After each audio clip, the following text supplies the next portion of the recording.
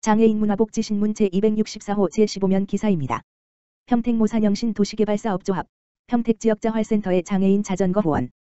평택시, 시장 정장선와 평택지역자활센터는 지난 18일 평택시청 복지교육국장실에서 평택모산영신 도시개발사업조합으로부터 장애인 자전거 2대, 520만원 상당을 전달받았다.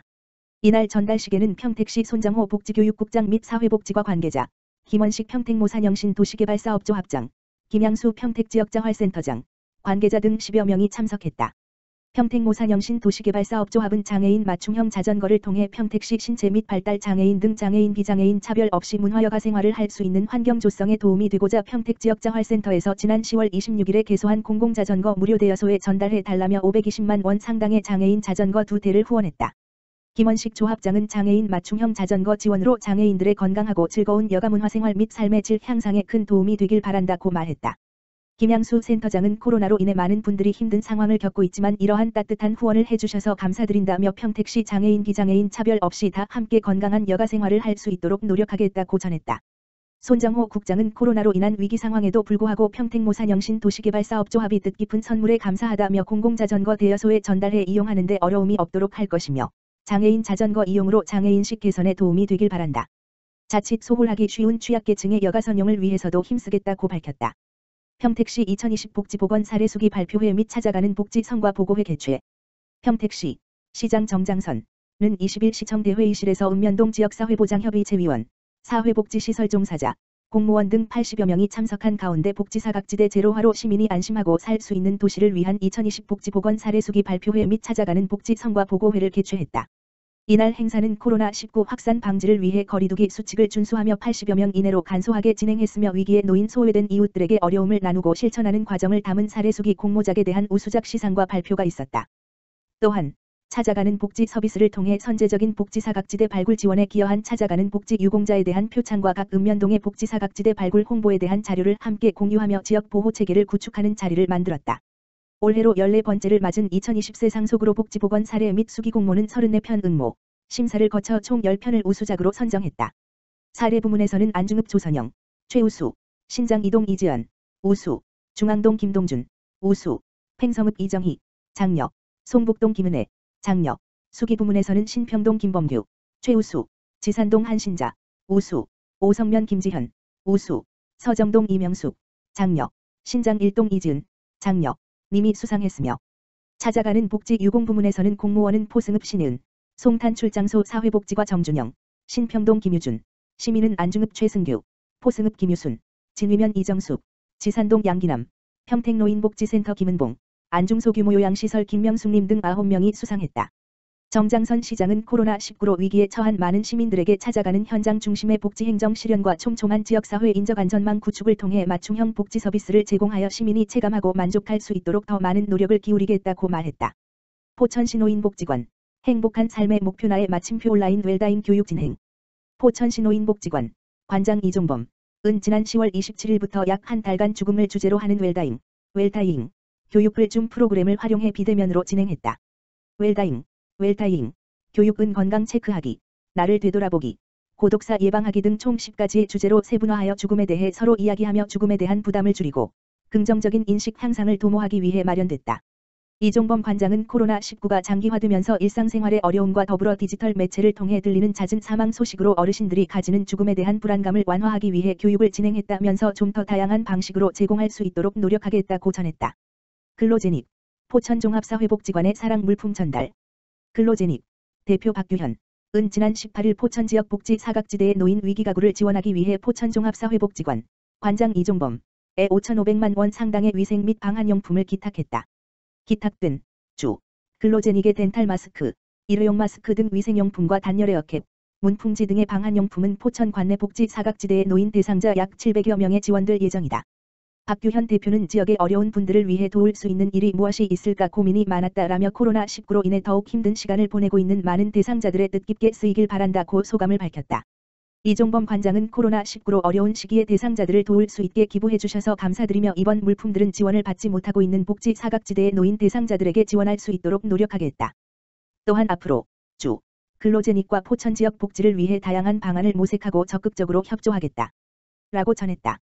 경기도 시각장애인연합회 하남시지회, 시각장애인 건강걷기 대회 개최. 4. 경기도 시각장애인연합회 하남시지회 회장 유영자는 시각장애인들의 보행 능력 향상을 위해 산곡천 산책로에서 40여 명이 참석한 가운데 시각장애인 건강걷기 대회를 개최했다.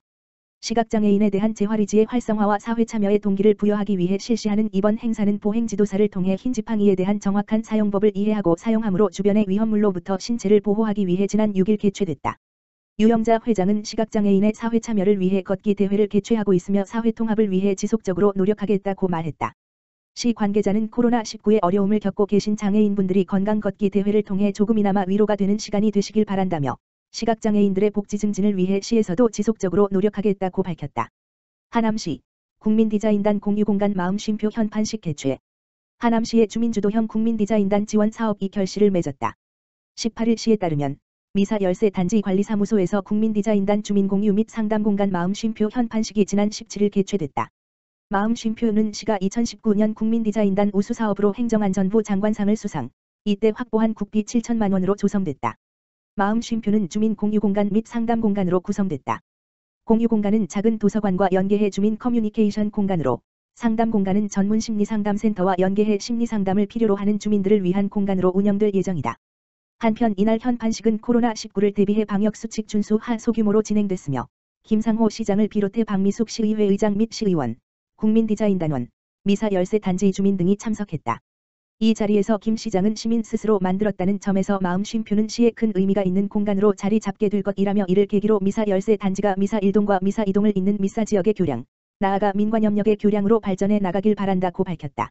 화성시 의사소통 어려운 이들 위해 약국의 AAC 그림판 배포. 화성시 장애인가족지원센터가 화성시 약사회와 함께 장애인들의 의사소통을 돕는 AAC 보완대체 의사소통 그림판을 19일 관내 모든 약국과 보건소에 배포했다. AAC는 그림과 간단한 글로 구성된 의사소통 보완수단으로 병의 증상이나 아픔의 정도를 말로 표현하기 힘든 장애인이 그림을 가리켜 본인의 증상을 설명하고 약사 역시 복용법과 주의점을 손쉽게 안내할 수 있도록 만들어졌다. AAC로 쉽게 의사소통이 가능해지면서 보다 정확한 처치와 안전한 의료 서비스가 제공될 수 있는 것이다. 또한 장애인가족지원센터는 약국뿐만 아니라 장애인 가정 223가구에도 AAC를 배포해 가정에서 적기에 질환을 발견하고 치료함으로써 2차 질병 발생을 막을 수 있도록 했다. 임종필 화성시 장애인가족지원센터장은 몸이 아플 때 일상에서 가장 가깝고 먼저 찾게 되는 약국의 AAC를 배포함으로써 증상 표현에 어려움을 겪어온 장애인들이 필요한 의료 서비스를 받는 데 도움이 될 것이라고 말했다. 화성시 2021년도 본 예산 2조 6,527억 원 편성. 화성시가 2021년 예산안을 2조 6,527억 원으로 편성, 20일 화성시의회에 제출했다. 올해보다 약 7.9%, 1,944억 원 증가한 금액이다. 본 예산은 일반회계 2조 990억 원과 특별회계 5,536억 원으로 편성됐으며 일반회계 지방세 수입은 코로나19 인한 경기 침체를 반영해 올해보다 458억 원 감소한 1조 752억 원으로 세외 수입은 203억 원이 소폭 증가한 1,515억 원으로 추계했다. 국도비 보조금은 한국판 뉴딜 정책으로 올해보다 2,073억 원이 많은 6,839억 원이 편성됐다. 이번 예산안은 장기화되는 코로나19에 적극적으로 대응하는 동시에 포스트 코로나 시대에 지속 가능한 도시를 준비하는 화성형 그린 뉴딜의 방점이 찍혔다. 시는 우선 코로나19로 인해 사회 전반에 걸쳐 보다 강화된 복지안전망 구축 요구에 공감하고 사회복지 예산을 올해 대비 34.88% 증가한 8,117억 원으로 확대 편성했다.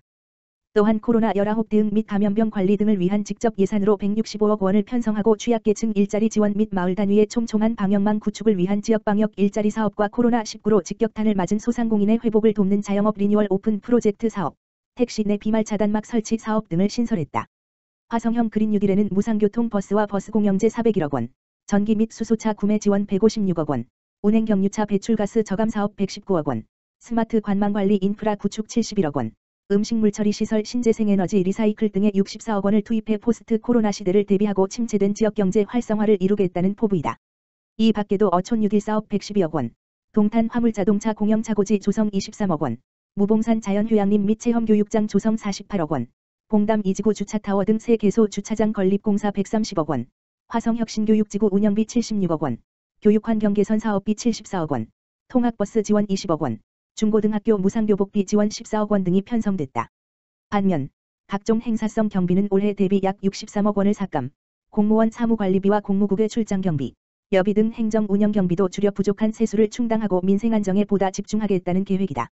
서철모 화성시장은 코로나19라는 불안정한 시대이지만 미래에 대한 투자는 게을리하지 않을 것이라며 역대 최대 규모의 예산 편성으로 시민들의 어려운 일상을 보듬고 적극적으로 위기를 극복해 나가겠다고 말했다.